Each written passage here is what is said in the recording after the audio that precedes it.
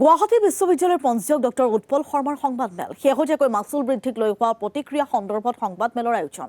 সংবাদমেলত বিশ্ববিদ্যালয়ৰ পঞ্জীয়কগৰাকীয়ে কয় যে কলেজৰ স্বীকৃতি আৰু অনুমতিৰ মাচুলহে 15% বৃদ্ধি হৈছে। প্ৰতিটো ষ্ট্ৰীমৰ বাবে 10,500 টকাকৈ ধাৰ্য কৰা হৈছে। যদি কোনো ষ্ট্ৰীমত নতুন বিষয় অন্তৰ্ভুক্ত হয় তেন্তে পুনৰ মাচুল দিব লাগিব। এই সংক্ৰান্তত 25 মেত অধ্যক্ষৰে বৈঠকৰ কথা আছিল, কিন্তু এজন অধ্যক্ষৰ বাহিৰে অধিকাংশ অধ্যক্ষ বাহিৰত উপস্থিত নহল বৈঠকত।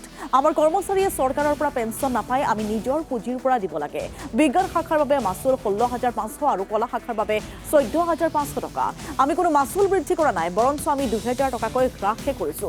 প্ৰতিটো বিত্তীয় বৰ্ষত 80 পৰা 90 কোটি টকা ঘাটি হয়। মুখ্যমন্ত্ৰীয়ে ঘোষণা কৰা 250 কোটি এতিয়াও লাভ কৰা নাই।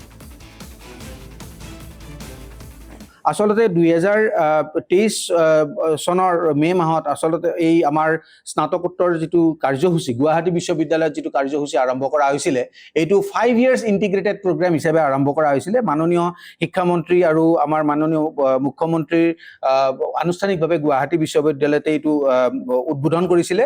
সেই প্ৰগ্ৰামটো আৰম্ভ কৰাৰ কাৰণে আমি কোনো ধৰণৰ আন্তঃগাঁথনিয়ে হওক বা আমি গ্ৰাণ্ট একো আমি পোৱা নাছিলোঁ। গুৱাহাটী বিশ্ববিদ্যালয়ৰ তৰফৰ পৰা মেন পাৱাৰেই হওক বা আমাৰ ইনফ্ৰাষ্ট্ৰাকচাৰ আমি পোৱা নাছিলোঁ। আমাৰ গুৱাহাটী বিশ্ববিদ্যালয়ৰ তৰফৰ পৰাই এই প্ৰক্ৰিয়াটো আৰম্ভ কৰা হৈছিলে।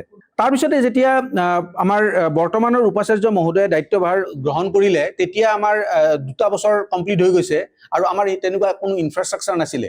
10 দিনৰ ভিতৰত আমি এটা হোষ্টেল আমাৰ নিজৰ ফাণ্ডেৰে কনভাৰ্ট কৰি পেলাই আমি ক্লাছৰুমলৈকে কনভাৰ্ট কৰিছিলোঁ। তেনেকৈ আমি আৰু কিছুমান ব্যৱস্থা লৈছোঁ, যেনে NAP কোঅৰ্ডিনেশ্যন চেণ্টাৰৰ ওপৰত 2টা মহলা আমি বনালোঁ। বিশ্ববিদ্যালয়ৰ অৰ্থৰ জৰিয়তে এটা নতুন বিল্ডিং আমি আৰম্ভ কৰিছোঁ এই FYMP প্ৰগ্ৰামবিলাক চলাৰ কাৰণে। গতিকে এই গোটেইবিলাক কথা ভাবি পেলাই তেতিয়াৰ আমাৰ প্ৰশাসনে, আমাৰ 2023-24 চনৰ প্ৰশাসনে FYMPৰ মাচুল ঠিক কৰিছিলে। মাচুলটো আছিলে 16,500 টকা বিজ্ঞান শাখাৰ বাবে আৰু 14,500 টকা কলা শাখাৰ বাবে। আৰু সেইটো যদি আপোনালোকে বেলেগ বিশ্ববিদ্যালয়ৰ লগত তুলনা কৰে, আমাৰতো এনেকুৱা নহয় যে আমাৰটোৱে আটাইতকৈ বেছি, আমাতকৈ বেছি কেইবাখনো বিশ্ববিদ্যালয়ৰ আছে আৰু আমাৰ নিচিনা বিশ্ববিদ্যালয়ৰ ফিজটো প্ৰায় আমাৰ নিচিনাই।